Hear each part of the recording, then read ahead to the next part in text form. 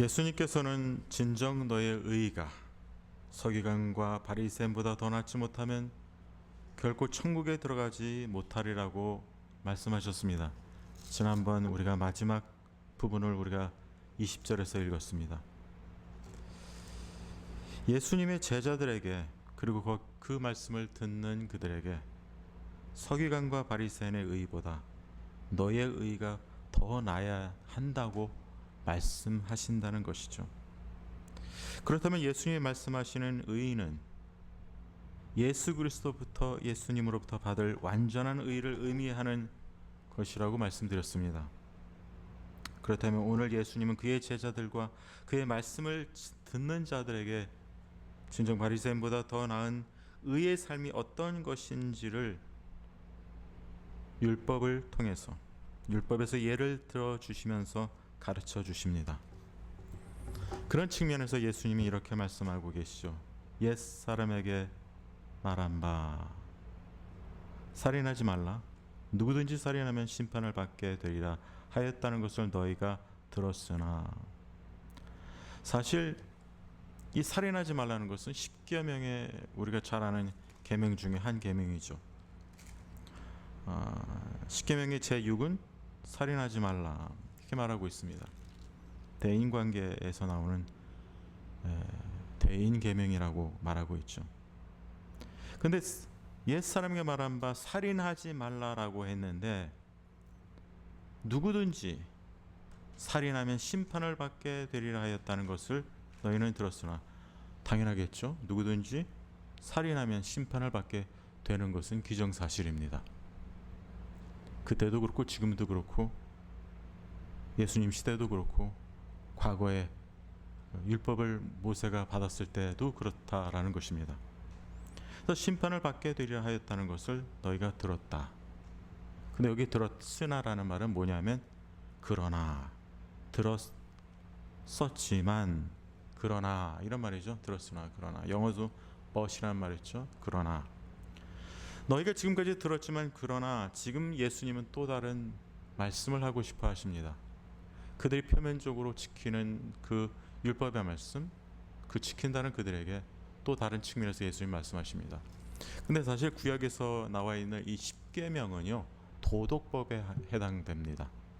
예를 들어서 의식법, 시민법이라는 것이 있는데, 제가 지난번에도 말씀드렸지만 이 의식법이라는 것은 제사 지낼 때 관련된 법입니다. 그래서 이제는 우리가 예수님이 그 모든 그 율법을 완성하셨기 때문에 그 의식법을 지킬 필요가 없습니다. 제사 드릴 필요가 없다는 말이죠.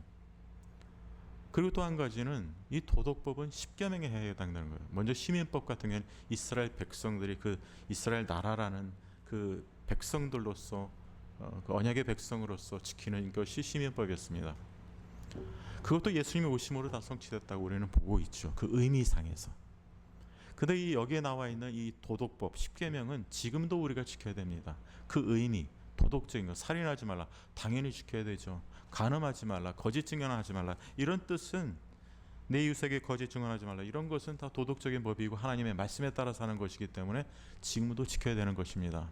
10계명은 지금도 지켜야 돼요. 그리고 또한 구약에 나와 있는 그런 어떤 영적 의미, 도덕뿐만 아니라 하나님의 뜻, 이런 것들은 다 우리가 순종해야 됩니다. 그래서 우리가 민수기를 볼 때, 신명기나 레위기 이런 것을 볼 때 우리가 거기서 어떤 제사라든지 어떤 법규라든지 그런 걸 지키는 것이 아니라, 우리가 지금 금요일날 민수기를 보지 않습니까? 그 민수기에서도 그 의미, 영적인 의미, 하나님의 백성으로서 언약의 백성들이 마땅히 따라야 될 것 뜻, 순종, 하나님의 뜻, 하나님의 백성으로서 살아가는 것이 어떤 것인가, 이런 것들은 우리에게 굉장히 큰 교훈을 주고 계시다는 것이죠. 그런 면에서 우리는 반드시 그 구약 성경을 믿고 지키고 따라야 된다는 것입니다. 그리고 또 한 가지 우리는 보면은 이 정결법 같은, 의례법 같은 게 정결, 뭘 먹지 말고 거룩하고 정결하고 부정하고, 이것도 마찬가지예요. 예수님이 이 땅에 오셔서 죽으시고 부활하셔서 그분의 구속함으로 말미암아 우리가 사실 정결하지 않았던 자가, 거룩하지 않았던 자가 거룩한 하나님의 백성이 됐습니다. 정결한 자가 됐습니다. 그렇기 때문에 우리는 그 구약에 있는 어떤 정결법 이런 것들을 의례법 이런 것들을 우리가 따를 필요가 없다라는 것입니다. 그런 측면에서 우리가 법에 대해서 율법에 대해서 좀 인식하시고 지난번에도 예수님이 말씀하셨죠. 내가 율법이나 선지자 구약 성경을 폐하러 온 것이 아니요 완전하게 하려 함이라라고 말씀하십니다. 그런데 오늘 그런 연장선상에서 참된 의, 너희의 의, 이스라엘 백성들의 그 바리새인들은 자기가 의롭다고 생각하는 자들이었습니다. 자기의 노력으로, 자기의 행위로 의롭다고 생각하는 그들에게 이제 제자들에게 이렇게 말합니다. 제자들뿐만 아니라 그 말을 듣고 있는 모든 청중들의 대상으로 해서 너희의 의가 서기관보다 바리새인보다 더 낫지 못하면 결코 천국에 들어갈 수 없다라고 말합니다. 그래서 이것은 여기서부터 시작된 게 더 나은 의가 그렇다면 무엇이냐? 제가 이미 말씀드렸습니다. 칭으로 말미암아 완전한 의를 받은 자가 그 말씀에 따라 살아가는 것이 더 나은 의다. 근데 이 더 나은 의가 실제적인 계명에서 어떻게 그렇게 이해가 되는지를 예수님이 말씀하시는 거예요. 첫 번째 여기서는 노하는 문제입니다. 대다수의 바리새인들이나 그 당시의 사람들은 사람들을 살인하지 않으면 내가 괜찮다. 심판을 받지 않기 때문에 그 정도 내가 율법을 지켰다. 이렇게 생각해서 만족하는 경우가 많이 있습니다. 우리 성도님들 잘 아시지만은 재물이 많은 청년 그 유대 그 관원이 와서 예수님한테 이런 말씀하십니다. 무슨 선한 일을 해야지 내가 영생을 얻으리까? 라고 이렇게 질문했을 때 그 청년이 예수님한테 이렇게 말합니다. 이것은 내가 어려서부터 다 지키었나이다. 십계명을 말하고 있어요. 거기서 뭐라고 하냐면 내가 뭐 간음하지 말라, 사람을 살인하지 말라, 도둑질하지 말라 이런 계명들을 자기가 어렸을 때부터 다 지켰다는 거예요. 계명 준수를 철저히 자기는 해왔다 이렇게 말합니다. 근데 여기서도 보면은 그 바리새파 사람들의 바리새인들이나 이 사람들의 의식을 예수님이 너무나도 잘 압니다. 그 계명을 자기들이 준수했기 때문에 의롭다고 생각하는 그들에게 예수님은 살인하면 심판을 받게 되리라 하였다는 것을 너희가 들었다. 그러나 나는 이렇게 말한다 말씀하십니다. 나는 너희에게 이르노니 형제에게 노하는 자마다 심판을 받게 되고 이 심판이라는 것은 사실 지방 재판소 같은 곳입니다. 그리고 형제를 대해 라가라고 하는 자, 이 라가라는 말은 영어로 empty headed, 뭐 그래서 이 머리가 비어 있는 자, 그러니까 바보 천치를 말하고 있어요. 바보 천치, 다른 의미도 더 있습니다. 그런 말이에요. 그게 라가라는 말이. 라가라고 말하게 한다면은 공에 잡혀가게 된다. 일본에 보면 우리 옛날에 보면 이것이 또한 욕설이었다라고도 말하고 있습니다. 히브리의 욕설이었다라고 말하고 있습니다. 그래서 이 공에 잡혀가게 되고 또 미련한 놈이라 하는 자는 지옥불에 들어가게 된다라고 말하고 있습니다. 심판, 이 공회라는 건 사내들인 공회를 말하고 있습니다. 그런데 지옥불에 들어간다. 그러니까 여기에 다른 그 죄의 어떤 분노를 내는 것이 어떤 정도의 차이가 있어서 더 큰 화를 내는 것을 말하는 것은 아닙니다. 다 똑같은 거예요. 왜냐하면 이 심판이라는 것은 어떤 세상에서 심판을 말하는 게 아니에요. 그리고 여기 공회는 사내들인 공회를 말하는 게 아닙니다. 생각해 보세요. 그 당시에 유대 법상에서 누가 자기가 형제에게 화를 냈고 노를 가지고 어떤 앵거, 어떤 분노를 품었다고 누구한테 욕설을 했다고 그 사람을 사내들인 공회에 잡아가서 거기서 그 사람을 세우지는 않습니다. 상의를 입히거나 겉으로 보여주는 어떤 법규를 잘못했다든지 법을 위반했다든지 다른 사람을 해쳤다든지 아니면 사람을 죽였다든지 그런 보통 보이는 율법을 저지르고 상해의 법을 저질렀다라면 그 사람은 재판에 섭니다. 그러나 다른 사람을 미워했다? 그 사람에게 분노했다? 라가라고 욕설을 했다? 멍청한 사람이라고 하고 바보라고 했다? 라고 해서 사내들은 공회에 서지는 않습니다. 지방 재판에 쓰지도 않고. 그리고 여기서 그 예수님 말씀하시는 건 이러한 자는 미련한 놈이라는 자는 지옥불에 들어가게 되리라. 이것은 나중에 죽어서 갈 곳입니다. 영적인 장소죠. 그러니까 예수님이 말씀하시는 이 공에 잡히고 심판에, 이런 것들은 다 하나, 나중에 예수님이 심판하시겠다. 이렇게 이렇게 화를 내는 자들은 결국 지옥불에 간다. 이것을 의도하고 있습니다. 자, 그렇다면 우리 성도님들 노해 보신 적 있으세요? 화를 내 보셨어요? 그리고 다른 사람한테 라가, 멍청이, 그다음에 미련한 놈, 이런 말 해보신 적 있으세요? 여러분 해보셨으면 여러분 지옥불에 들어가야 돼요. 그런 말입니까? 그 여기서 심판을 받게 돼, 여기서 노하는 자마다, 이 노하는 자마다라는 말은 현재 분사입니다. present participle, 진행되어지는 거예요. 어떤 이 분노가 갑자기 표출이 돼서 자기 한번 화를 낸 것을 말하는 것이 아니라 습관적으로, 계속적으로, 지속적으로 화를 내는 거예요. 자기가 절제하지 못하고 컨트롤하지 못하는 그 분노, 그 삶을 살아간다는 거예요. 정당화하면서 자기는 화나고 싶을 때만 계속해서 화를 내고 해도 그것이 잘못됐다라고 인식이 없이 화를 내는 자의 삶입니다. 여러분, 그런 삶은 구원받지 못한 삶이다 라고 성경은 말하고 있어요. 굉장히 여기서 예수님의 말씀을 우리가 잘 새겨봐야 돼요. 제가 이 부분에 대해서 뒤로 가면서 좀 더 자세하게 설명을 드리겠지만은, 계속적으로, 지속적으로, 습관적으로 계속해서 분노하고 미워하고 욕설을 하고 이러한 자의 삶을 살아간다는 것은 결국 구원받지 못한 자의 삶입니다 라는 것이죠. 왜냐하면요, 지난번에 말씀했던 그런 의의 삶에, 그 의 다음에 되어지는 삶과는 정반대되는 삶이기 때문에 그렇다는 것이죠. 그러니까 의롭다함을 받은 사람은 그 의로움을 받았다는 자의 삶을 살아가야 되는 것이 바로 이 믿는 자들의 삶인데, 이 사람들은 어떤 삶이냐면 표면적으로 자기들이 살인하지 않았기 때문에 내가 심판을 받지 않지, 그 정도로 율법 준수로만 만족한 거예요. 그리고 자기들은 화를 내고 분노하면서 형제를 모욕하고 미련한 놈이라 하고, 그런 마음에 쌓여있는 그런 증오심, 미움, 분노, 이런 것들을 절제하지 못하고 살아간다는 거예요. 근데 단순히 절제가 아닙니다. 여러분, 현대 그 사이칼로지스트, 심리학자들이 말은 분노 장애, 앵거 디소더, 뭐 이런 말들 하죠. 그런 차원이 아닙니다. 이거는 분노 장애 그런 문제 정도가 아닙니다. 지속적으로, 물론 그 믿지 않는 그 심리학자들 보기에는 그런 사람을 가르쳐서 분노 장애라고 하지만 이것은 그런 차원이 아니에요. 그 사람의 삶, 그 사람의 인격, 그 사람의 말씀을 대하는 자의 자세, 그 사람이 변화되는 모습, 성화되는 모습, 이런 걸 전반적으로 함축해서 그런 사람은 결국은 하나님이 보시기에, 예수님이 보시기에 결국 구원받지 못하고 지옥불에 들어간다를 말하고 있다는 것이죠. 그러니까 굉장히 여기서 중요한 것을 언급하고 있어요. 단순히 노에 대해서 얘기하는 것이 아닙니다. 구원에 대해서 얘기하는 거예요.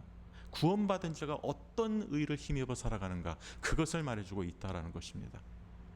자, 그렇다면은 그렇기 때문에 율법을 지킨다고 하면서 살인하지 않았기 때문에 난 심판 받아야 되는데 심판받지 않다고 생각하는, 표면적으로 율법을 지키는 것으로 만족하는 그 자들에게 예수님은 그들의 본질적인 그 내면을 여기서 보여주십니다. 그리고 뭐라고 하냐면 23절에 그러므로 예물을 제단에 드리려다가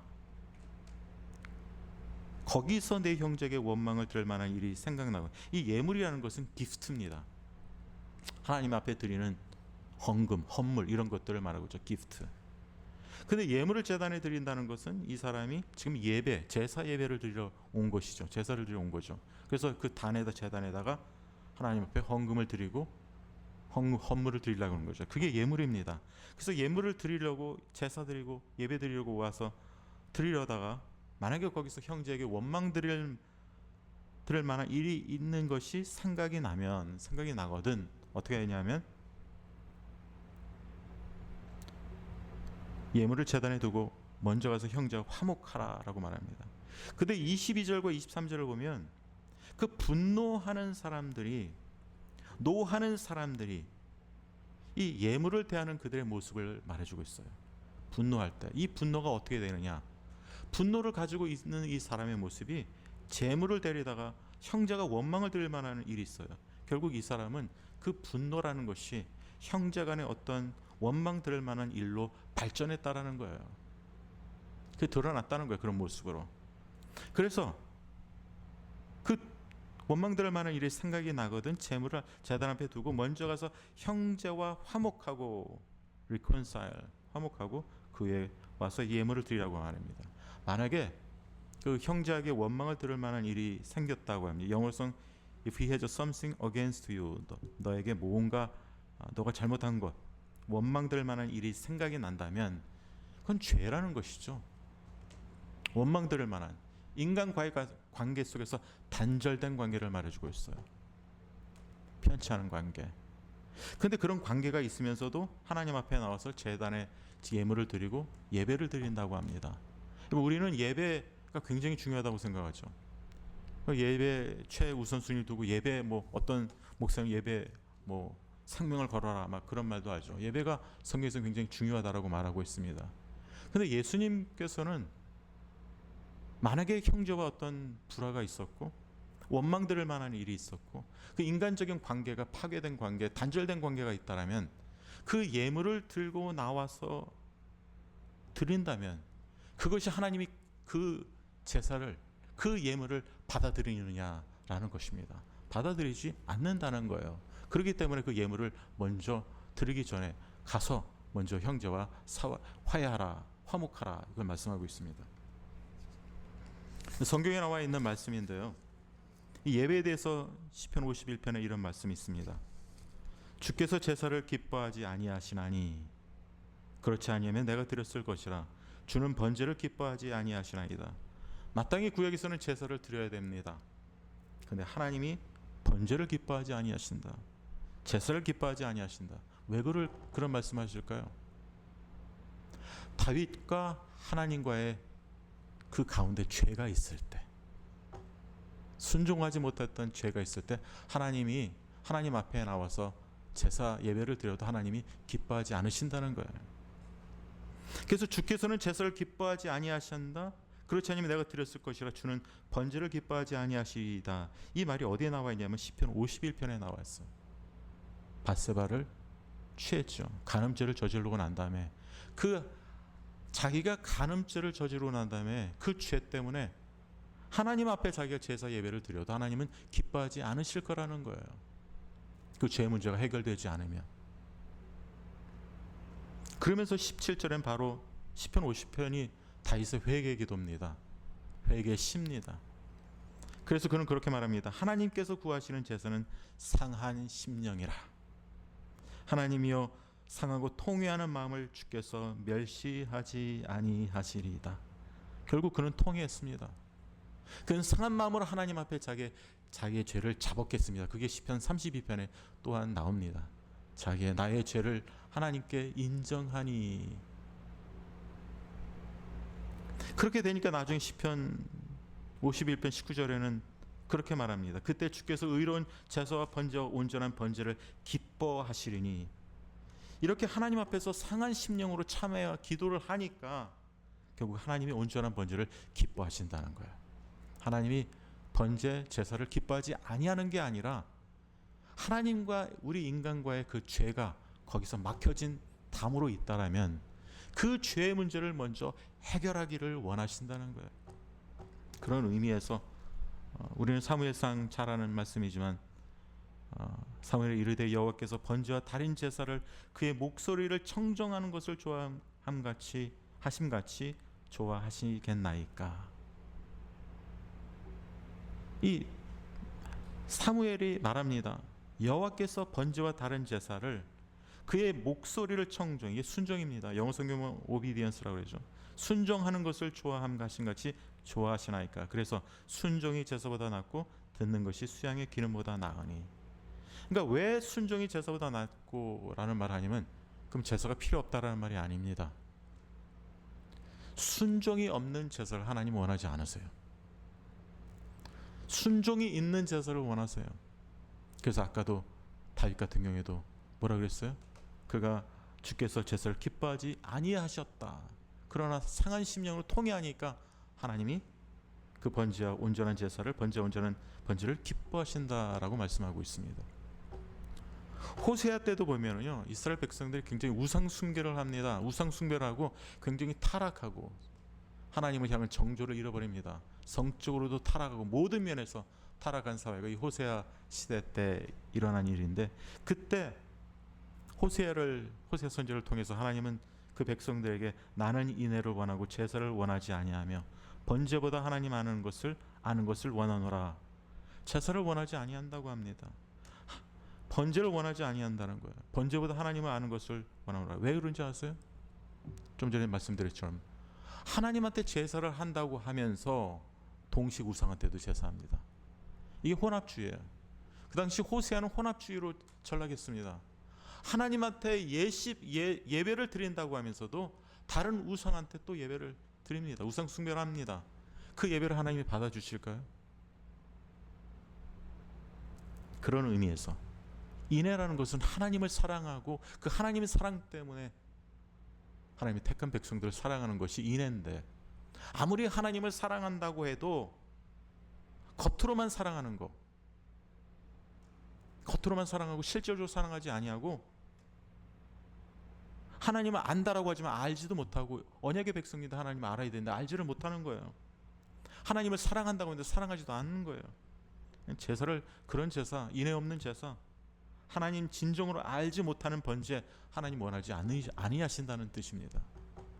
그런 의미에서 나는 인애를 원하고 제사를 원하지 아니하며 번제보다 하나님 아는 것을 원하노라라고 말씀하십니다. 여기서 오늘 본문에서도 마찬가지입니다. 하나님은 제사를 원하시고 예물을 드리기를 원하세요. 그러나 그 형제와의 어떤 원망 드릴 만한 그런 죄, 이 죄가, 이 원망 드릴 만한 것이 어디에서 왔냐면 그 형제를 대하는 노하는 마음, 분노하는 마음, 라가라고, 바보 천치라고 하고 미련한 놈이라고 하는 이런 욕설을 하면서 그런 마음을 가지고 있으면서 제단에 와서 예배를 드립니다. 아무렇지도 않은 척 제사를 드리는 거예요. 표면적으로. 왜냐하면 그런 거를 살피진 않죠. 자기가 지금 마음속으로 가지고 있는 분노의 그 죄는 다른 사람들이 모르니까, 나만 아는 죄니까 그냥 제사를 멀쩡히 드리면서도 자기는 괜찮은 그럴듯한 유대인이 하나님 섬기는 자, 언약의 백성이라고 생각하는 거죠. 착각하는 거죠. 근데 그 분노로 인해서 원망 들을 만한 일이 있어 생각나거든. 먼저 가서 형제와 화목하라는 거예요. 두 번째 사례도 보세요. 이것은 종교적인 측면에서 일어나는 하나님과의 관계. 그러니까 예물을 드리는 건 종교 삶입니다. 그 분노라는 것이요, 여기서 예수님이 지적하는 것은 그 분노로 인해서 제물의 제단을 드린다는 것은 그 종교적인 그런 삶에 있어서 잘못된 것을 지적합니다. 그러니까 분노라는 것은 분명히 인간과의 관계인데, 그 인간과의 관계가 종교적인 삶 속에서 하나님과의 관계도 단절시킨다, 이런 말이에요. 많은 사람들이 사람과의 관계는 괜찮고 뭐 어떻게 하든 좀 원망 들 만한 일이 있어도 중요한 것은 내가 하나님이지, 하나님께 내가 바른 예배를 드리고 제사를 드리고 그러면 하나님이 기뻐하시겠지라고 생각합니다. 이 이스라엘 시대 이스라엘 백성들이 그렇게 생각했어요. 그리고 여기서 예수님이 이 21절을 살인하면 심판을 받게 되려니 하였다는 것은 너희가 들었으나 하고 하면서 이것은 다른 차원의 죄를 언급하고 있다는 거예요. 겉으로 보이면 완전히 퍼펙트하게 완전히 다 율법을 지켰습니다. 계명을 지켰습니다. 그러나 예수님 말씀하시는 것은 그것만 가지고는 되지 않는다. 그것은 진정한 바리새인보다 더 나은 의를 실천하는 삶이 아니다. 이걸 말해주고 있는 거예요. 표면적인 어떤 율법, 어떤 하나님의 말씀을 지키는 것, 구약성경 말씀을 표면적으로 보여주는, 외적으로 형식적으로 지키고 순종하고 준행하고 순종하는 것, 그 차원을 말하는 게 아니라는 거예요. 여러분, 순종이라는 것을 사람들은 어떤 행위나 어떤 모습이나 그런 것들도 많이 얘기하지만 순종의 시작은 마음이에요. 마음. 순종의 시작은 마음의 변화입니다. 내가 거듭났을 때, 새로운 생명이 되었을 때 내 속에 성령님이 계셔서 새로운 생명이 나에게 시작이 되어서 그 새로운 생명이 나의 마음을 바꿔버립니다. 그래서 예전에 하지 못했던 순종을 바로 성령님에 의해서 새로운 생명으로 인해서 새로운 순종을 하게 된다는 거예요. 이전에 해보지 못했던 순종, 그게 그리스도 안에서의 새로운 순종입니다. 그리스도 안에서 새로운 피조물이 갖게 되는 새로운 순종이다라는 사실입니다. 여러분, 그래서 예수님이 화목하라고, 두 번째 종교적인 삶이죠. 사람과의 관계 파괴되고 단절되고 하나님과의 관계도 다 단절됐습니다. 그러니까 화해하라는 거죠. 화목하라는 거예요. 하나님이 받으실 만한 그런 제사, 예물이 되기 위해서 화목하라는 거예요. 여러분, 보이는 형제를 사랑하지 못하고 보이지 않는 하나님을 어떻게 사랑하느냐는 말씀이 있지 않습니까? 나는 하나님을 항상 사랑한다고 해요. 근데 보이는 형제를 사랑하지 못해요. 화목하지 못하고 원망될 말이 있으면서도 나는 하나님 사랑합니다, 하나님 믿습니다 하는 것을 요한일서 사도 요한은 분명히 지적하고 있다라는 것입니다. 자, 그러면 두 번째 신뢰는 일상의 삶, 보통 종교적인 삶이 아니라 자기 일반적인 삶을 언급하고 있어요. 25절이죠. 너를 고발하는 자와 함께 길에 있을 때 급히 사와라. 여기서도 사와라는 건 영어로 보면 settle matters, 아니면 뭐 make friends quickly, 뭐 이런 뜻이 있습니다. think kindly of, 뭐 이렇게 사화하라는 것은 화목의 관계, 화해 관계, 화해한다는 말도 있습니다. 원어적인 의미, 헬라어의 언어적인 의미 그렇다는 거죠. 화해하라. 아까도 화목하라고 했지만 화해하라는 말입니다. 그게 사화하란 말이에요. 그 고발하는 자가 너를 재판에게 내어주고 재판관이 우리의 옥리에게, 그 감옥을 다스리는 자, 오피서를 말하고 있죠. 그래서 내어줘 옥에 가둘까 염려하라. 이 고발하는 자가 있습니다. 자, 이제 보세요. 왜 이 고발하는 자가 생기냐면 아까 그 분노라는 것이, 욕설하는 것이 자기 마음에 가지고 있던 이 문제, 실제 말도 할 수 있겠죠. 근데 그 문제가 형제에게 원망들을 만한 일이 생겼다라면 여기서는 고소할 만한 일이, 고발할 만한 문제로 더 심각해졌다는 것을 보여주고 있습니다. 이 문제로 인해서 고발하는 자가 너를 재판관에게 내어줘. 그러면은 그 재판석에서 그 문제를 시시비비를 가릴 때 결국 다투게 됩니다. 형제끼리의 다툼. 형제끼리 다투면서 미워하고 반목하면서 그 자체가 여기서 보여주는 것은 죄다라는 것입니다. 하나님 앞에서 이 또한 인간과의, 이웃과의 관계의 단절을 말하고 있어요.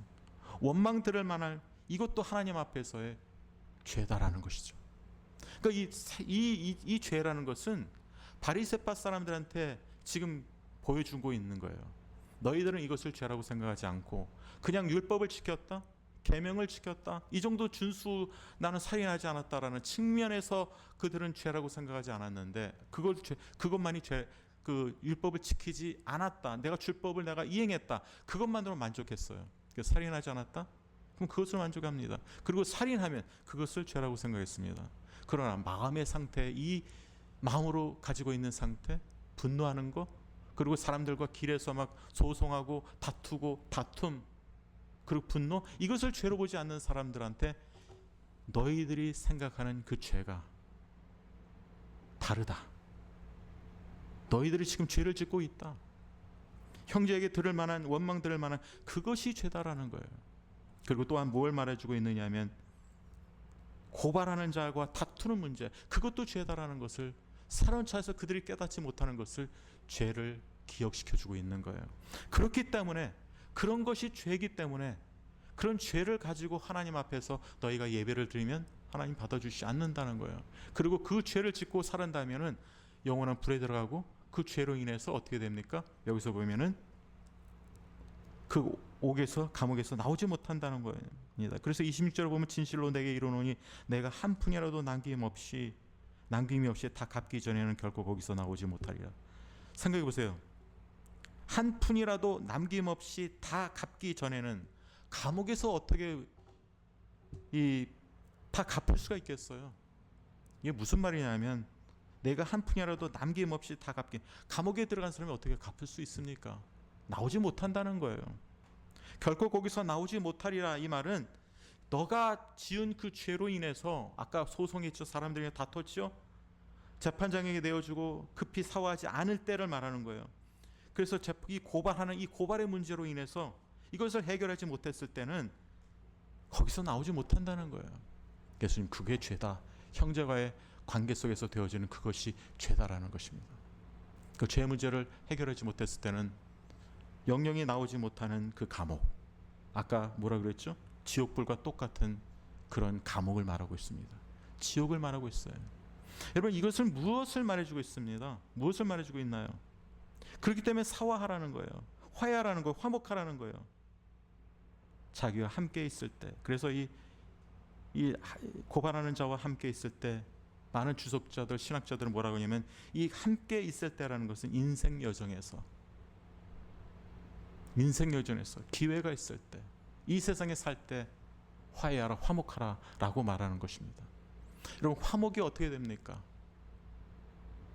여러분, 여기 본문에 나와 있는 것은 단순히 도덕적인 것을 하고 이행하는 그런 차원이 아닙니다. 무엇을 말해주고 있느냐면, 지금 바리새파 사람들은 겉으로 보이는 계명, 율법을 준수했기 때문에 내가 다 완벽하게 준수했다라고 하고 있습니다. 근데 예수님은 지금 그들에게 뭘 도전하냐면 겉으로 보여준 것이 아니라 그들의 내면을 보여주고 있어요. 그들의 숨겨져 있는 죄악들, 겉이 아니하는 속에 있는 그들의 숨겨져 있는 시크릿한 씬, 비밀의 죄, 나만이 가지고 있는 죄. 내가 율법은 다 지키고 내가 한다고 할 줄 모르겠지만 내가 형제를 미워하는 죄, 그 원망들을 만한 죄, 그 소송을 불사하면서까지라도 내가 형제와 다투겠다라는 이 미워하는 마음, 이 내면을 지금 예수님은 드러내 주시는 거예요. 너희들이 아무리 완벽하게 하나님의 말씀을, 율법을 준수했다고 하지만 너희들의 내면이 왜 이러느냐, 이 말씀이에요. 우리가 지난번에서 바리새파 사람들을 보았을 때 너희가 겉으로 보이기는 그럴듯하나 너희의 내면 속은 거짓과 죄악이, 악이 가득하도다라고 말씀하셨죠. 예수님 뭘 보세요? 속을 보십니다. 우리의 내면을 봅니다. 여기서도 마찬가지예요. 예수님이 그들의 자기는 심판을 받게 된다, 율법을 잘 살인하지 않는 이 계명을 지켰다, 준수했다고 하는 그들에게 형제에게 노하는, 분노하는, 욕설하는 그들의 내면을 지금 보여주시는 거예요. 너희가 이런 사람들이다. 그럴 때 어떻게 할까요? 그들 자신을, 내면을 보여주시는 이유가 무엇일까요? 바로 이제는 예수님이 오셨기 때문에 바로 십자가의 공로, 십자가 앞으로 오라는 거예요. 예수 그리스도의 대속의 공로로 의롭다 한 자는 예수께 나와야 된다는 거예요. 그의 의를 의지하고 십자가 앞으로 나와서 그분께 자기의 죄를 인정하고, 나의 내면이 이렇게 더럽고 이렇게 추하고 이 문제, 죄 문제를 해결할 수 없는, 그리고 하나님의 말씀에 순종할 수 없는 그런 죄악된 그런 존재입니다를 인정하라는 거예요. 여러분, 그게 의롭다는 자의 자세입니다. 순종의 자세예요. 뭘 크게 하라는 게 아닙니다. 지금 너 자신의 그런 추악한 모습을 인정하는 거, 여러분, 이게 순종의 시작입니다. 여기서 은혜가 시작이 됩니다. 이게 뭐냐면요, 자기의 추한 내면의 모습, 죄악을 인정하는 것이 회개입니다. 회개. 여러분, 구원이라는 것은요, 회개를 통해서 이루어집니다. 회개했기 때문에 구원받는 건 아니에요. 만약에 회개했기 때문에 구원받는 건 공로입니다. 구원은 우리의 공로로 구원받는 게 아니라 하나님의 은혜로, 믿음으로 구원받는다고 했습니다. 그렇기 때문에 구원받은 사람, 거듭난 사람은 반드시 하나님이 역사하실 때 믿음으로 회개케 하도록 하나님이 이끄세요. 그게 구원받은 사람이에요. 그래서 구원받았는데 내가 회개를 하지 않았다? 그건 심각하게 생각해 봐야 돼요. 예수님에 대해서도 우리가, 그래서 마음이 심령이 가난한 자 애통하는 게 제가 분명히 회개라고 말씀드렸습니다. 애통해야 됩니다. 여러분, 왜 여기서 예수님이 이런 말씀을, 내면을 드러내지 않습니까? 여기 22절에 나오는 사람 정말 구원받지 못해요. 여기 22절에 형제에게 노하는 자, 라가라고 하는 자, 바보라고 하는 자, 미련한 놈이라고 하는 자는 정말 지옥불에 들어갑니다. 왠지 아세요? 이 사람은 무엇이 신앙생활이 근본적으로 무엇이 잘못됐는지 모릅니다. 정말 구원받지 않은 사람은 겉으로만 하는 거, 외적인 것만 하고 자기는 만족해야 합니다. 그러나 참으로 구원받고 의롭다함을 받고 성화의 삶을 살아가는 자는 이런 작은 죄 하나라도 안타까워하고, 하나님 제가 죄를 졌습니다. 하나님 제가 또 실수를 했습니다. 또 미워했습니다. 또 하나님의 말씀에 순종하지 못했습니다. 제가 하나님의 말씀대로 순종하고 거룩하고 그럴듯하게 보였는데도 불구하고 또 내 속에서는 죄악이 있었고 하나님의 뜻대로 살지 못하고 형제를 사랑하지 못하고 미워했습니다. 예수님은 그거를 듣기를 원하시는 거예요. 그런 고백과 그런 삶을 원하시는 거예요. 그러나 구원받지 않은 사람은 그 인식이 없어요. 그냥 화날 때 화나는 거예요. 노할 때 노하는 거예요. 욕설할 때 욕설하는 거예요. 그것이 죄라고 생각이 안 하는 거예요. 그리고 그 죄를 놓고 부둥켜 안고 하나님 앞에서 안타까워하면서 애통해하고, 하나님 제가 이거밖에 안 됩니까? 이렇게 하나님 앞에 애통해하며 회개하는 그 삶이 구원받은 자의 삶이에요. 그렇기 때문에 그런 삶이 없다면 그 사람은, 구원받은 사람은 아니다 라고 말하는 거예요. 그렇기 때문에 우리가 하나님 앞에서 다시 한번 생각해 보셔야 돼요. 순종은 나의 힘으로 하는 게 아닙니다. 순종은 성령에 의해서 우리의 마음의 변화가, 거듭날 때 마음의 변화가 일어나는 거예요. 여러분, 거듭난 아기는 자랍니다. 성장합니다. 우리도 새 생명을 받았으면 자랍니다. 그리고 말씀에 의지하고 살아갑니다. 성경에서도 그 하나님의 말씀을 사모한다 그랬어. 아이가 그 밀크, 우유를 사모하는 것처럼, 젖을 사모하는 것처럼 하나님의 백성은 하나님의 말씀을 사모합니다. 젖과 꿀처럼 사랑한다고 말하고 있습니다. 그래서 성장하는 거예요. 오늘 여기에 나와 있는 사람, 형제를 노하고, 형제에게 노하고, 나가라는 욕설을 하고, 미련한 놈이라고 하면서도 계속해서 끊임없이 지속적으로 하는 사람, 이 사람은 무엇이 내면 속에서 무엇이 죄를 인식하지 못하는 사람이다라는 것입니다. 하나님은, 여기서 예수님은요, 이 내면을 드러내주는 거. 여러분, 예수님이 이 땅에 오셔서 하는 게, 바리새파 사람들은 자기들은 철저하게 하나님의 말씀을 지켰대요. 예수님 자꾸만 속을 드러내게 하십니다. 내면을 드러내게 하세요. 그에게 예수님께 오라는 것입니다. 십자가 밑으로, 구속의 주님으로 나오라는 것입니다. 그래서 그의 긍휼을 의지하기를 원하고, 그리고 예수 그리스도의 보혈의 공로로 정결케 하고 용서함을 받는 자, 그 자가 바로 더 나은 의를 가지고 살아가는 자라는 것이 예수님의 말씀이다라는 거예요. 여러분, 더 나은 의는 우리의 의가 아닙니다. 십자가를 통한 구속의 의요, 그 구속의 의로 성취된 그 의는 성령님께서 이 땅에서 그 구속의 의를 성취하신다라는 이 사실을 깨닫고 적극적으로 성령님의 역사에, 말씀에 동참하고 협력하는, 순종하는 그런 더 나은 의를 실천하며 살아가시는 우리 성도님들 되시길 간절히 소원하고 축원합니다.